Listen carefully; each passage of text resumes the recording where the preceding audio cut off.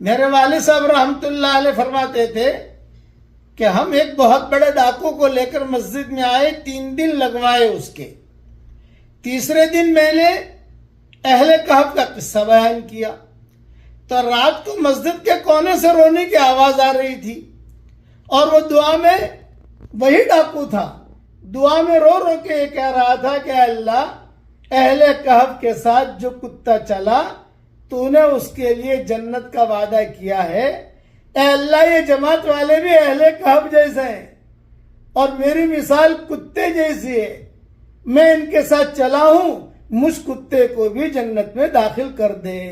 ابا فرماتے تھے اس کی جب دعا میں نے سنی، وہ رو رہا تھا، تو میں نے اللہ سے دعا کی کہ اے اللہ تیری رحمت کی بارش تو اس پر برس رہی ہے،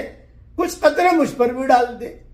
یہ میں کہہ رہا تھا، ابا نے کہا، پھر میں نے دیکھا